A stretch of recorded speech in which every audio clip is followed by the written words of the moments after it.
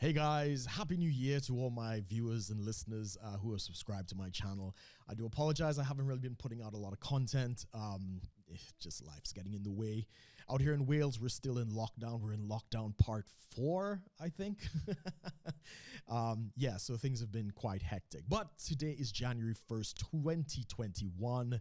And I thought I would do a quick video just kind of giving a little bit of an update as to what's been going on. And, you know, we've had some pretty big events that have taken place, and I thought I'd just throw some commentary on those things very quickly. First and foremost, you know, the 10K Run podcast, we stopped for the year.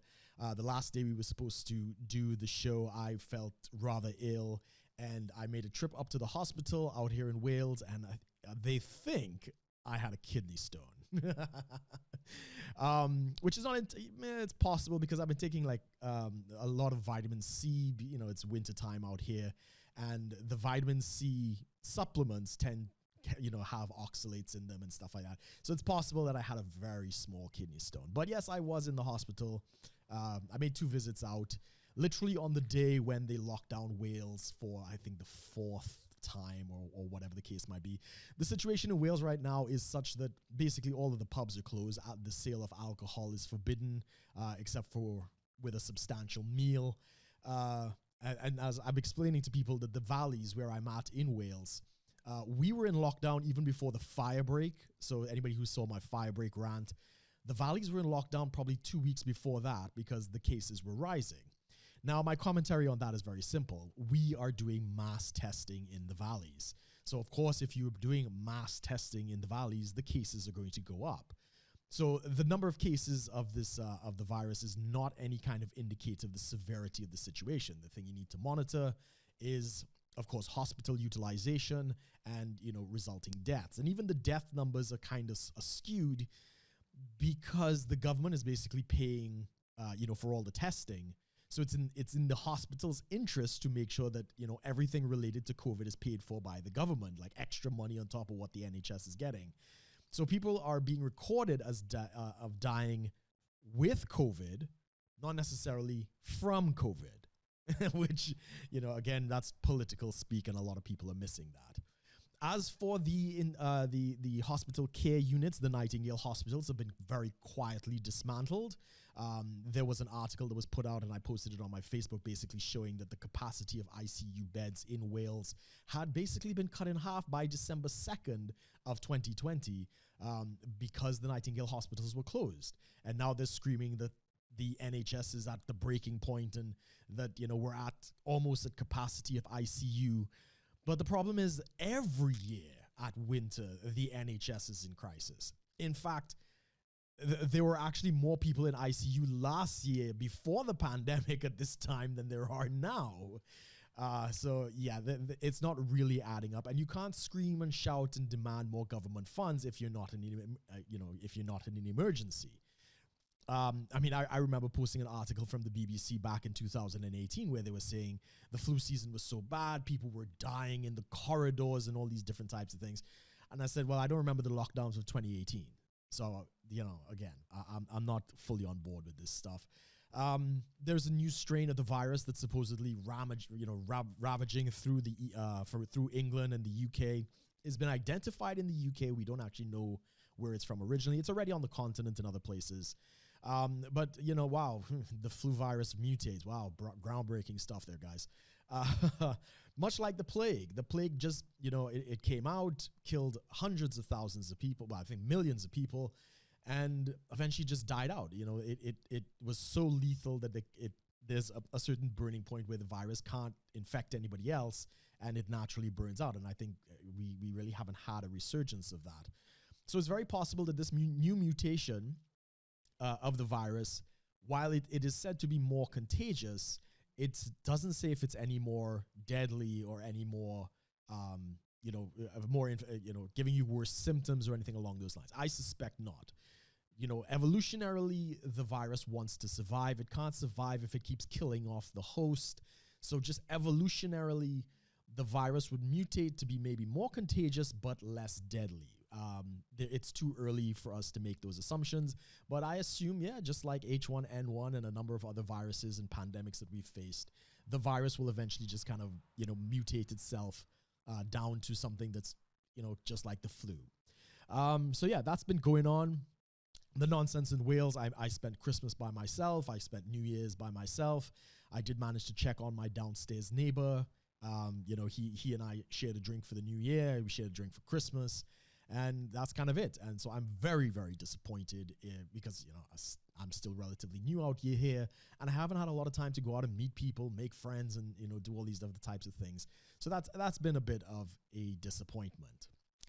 Other big news, as of 11 p.m. on December 31st, 2020, the Brexit transition period officially came to an end, and the UK finally has left the EU in completion with a deal. Not a perfect deal. The fisheries was somewhat sacrificed on this deal. But the government, is probably more than likely going to have some compensation to try and build up the fishing fleets. And I believe we get back full control of the waters in the next 5 years. So not a complete loss, but they're basically saying the argument with the fisheries is, right currently, many EU nations have access to British waters because they've basically fished their regional waters, into extinction. So they're accessing the UK waters.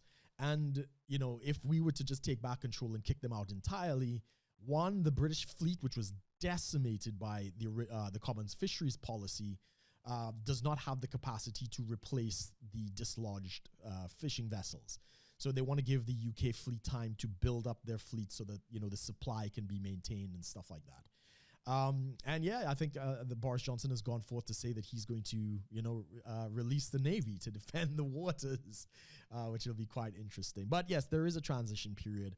There are a lot of committees and other things that, govern trade and all other things. I believe there is a 9-month trial period in which time, we can kind of, if this treaty is not working out, we can kind of step away from it.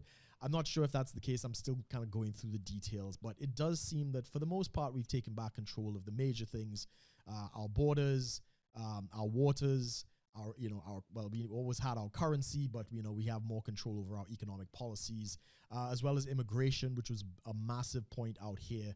I believe they're introducing like a points-based Australian-style immigration system out here in the UK. So yeah, there's a lot of big changes, a lot of details we're still working out. But the good news is there is no chaos. The sky's not falling, the banks are not burning, there's not backlogs of trucks at Calais and Dover or any of these other places. Things seem to kind of be moving, quite smoothly.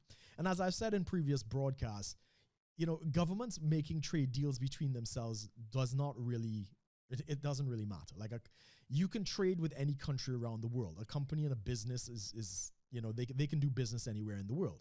What free trade does is it allows those goods to transfer cheaper, but they're not necessary. So for instance, the UK does not have a trade deal with the United States, but we still import our computers and other things from the United States, and certainly electronics and other things. You don't need a trade deal to do that, right? Now, trade deals, of course, cut tariffs, make things cheaper. So I believe right now there's a 20% tariff on items coming in from the United States. We can drop that down to 0. And all of these people screaming about how, we're going to cut off the food and things are going to get more expensive with the EU. Well, that hasn't happened. And these people seem to believe that the only place you can get food is in the EU. As if, Argentina isn't making fantastic beef. You can't get lamb from New Zealand, you can't get bananas from the Dominican Republic. It's a global marketplace, and people will source their foods and their drinks and even their wines in Australia and all over the world. This is the myopic view that Europe is the be-all, end-all of all trade, manufacturing, and food supplies is just ridiculous. And those worried about how the UK is going to manage being, a small island, Britain, and all these other things, how are they going to manage? How are they going to govern themselves? I mean, this is the nation that once controlled 1/5 of the world. I'm pretty sure they can handle, the 4 nation islands, the two islands of the 4 nations of the United Kingdom. I think they can manage, from 1/5 down to what we are now. I think that's manageable. And even in that case, I was listening to one of the EU bureaucrats kind of speaking about how, the future is going to be determined by an age of empire and all of this, grandiose appeal back to the Roman Empire and all this nonsense. The fact of the matter is, in the 20th and the 21st century, empire is the exact opposite of the human experiment. We're seeing more and more countries vie for self-governance. More and more countries are declaring independence. The empires have dissolved. The only reason these people are speaking about this, especially in Europe, is because of the rise of China and India and all of these other places, and they feel they have to compete. And the only way to do that is to, by doing like a United States of Europe and all of these other types of things. I personally believe we're going to see more independence. People are going to want to govern themselves. I mean, the politicians that matter most are the ones that you can basically go and kick their ass if they're misbehaving. That seems to be the trend. We had the referendum in Catalonia in Spain where they wanted independence, and of course the EU came in and squashed that. There is the movement for Scotland to declare independence. I don't oppose it, but at the same time, I don't think it's going to happen. There's a Welsh movement out here in Wales for Welsh independence. I think it might go that way eventually. I'm not against that. I think it makes sense for people to have more autonomy. Just right now, just being very honest, England is the financial powerhouse of the union, and the UK government is spending a lot of money to keep the union together. So the Scots are getting a lot of money. I think the Welsh are getting a lot of money. So there's not necessarily the economic incentive to declare independence. But I support any independence movement. I think the closer you are to the government that's kind of overseeing you, and they can know the needs of the people and these other things, I think that is the future. So empires are done. There's no more need for empire. We do have to watch what's going on with China, although I am hopeful that there might be some kind of revolution and possibly the breakup of China. That would probably be a very healthy thing. Even in the U.S., just very quickly on the U.S. elections, I haven't been able to do an update on the 10K Run podcast, but today, January 1st, January 6th is when the electoral votes are counted in the Senate and the House in Washington, D.C. For anybody who doesn't know, 7 states, 6 are battleground states plus New Mexico, sent dueling electors, which means there are 2 sets of electors that have been sent to Washington, D.C. The first set for Biden, who was the projected winner. And they've also sent a number of electors for Trump as well. And this is in theory that, there are legal battles still taking place. There's constitutional questions that are taking place. And I think as of today, it's either Georgia or Pennsylvania, one of them, the state legislators have basically sent a letter to Mike Pence, who is the VP. He's going to oversee the proceedings, basically saying to contest their electors. So that's, amongst other things, there's a potential for Wisconsin to actually flip because of, the Supreme Court ruling there. I think they're still going through the votes out there. There's a lot that's going on. And I know Mitch McConnell, who is the majority leader in the Senate. For there to be an objection, there must be a congressperson and at least one senator for them to object. Then the House is dispersed to debate for at least 2 hours where evidence is presented, the case is made, and then they vote whether to accept or reject the electors of a certain house. If neither party reaches 270, which is kind of what I think might happen, there is a contingent election which goes back to the House, and every state gets 1 vote. And if I'm not mistaken, it's 27. I think it's 27 to 23. So Republicans to Democrats, Trump wins re-election. That would be cool. I would love to see that. We have not seen a contested election in the United States, at least in our lifetime. This has happened before, so I think that would kind of be the good. And from some of the reports I've been hearing and some people speaking about what's going on the Hill, the Republicans are kind of rising up like, yeah, hell yeah, let's do this. Let's kick it back into the House and see what's going on. I mean, there's some of the hearings have been absolutely fantastic. I think in the Georgia hearing, they actually hacked into one of the Dominion systems live while the hearings are going on. Because currently right now, there's the Senate runoff in Georgia. And one of the tech experts is like, yeah, we're in the system right now. Like, we're doing this. And that sparked a call for, I think, the audit of Fulton County or one of these places. Anyway, there's a lot going on. Amos and myself will be continuing the 10K Rob podcast, I believe this Saturday, possibly this Sunday, because I think his new schedule has come in. So we might be doing it on Sunday. This Saturday, I'm supposed to be talking with Elizabeth Hobson of Justice for Men and Boys. Look out for that stream. We were supposed to do it before the end of last year, but she had some technical issues, but I'm looking forward to that. So guys, I hope you all had a Merry Christmas, and I hope you all have a very prosperous and successful new year. I guess it wouldn't take much to be better than 2020. For those of you who don't know, I celebrated my 40th birthday in November, so yay me. I did it by myself again. In lockdown, can't do anything.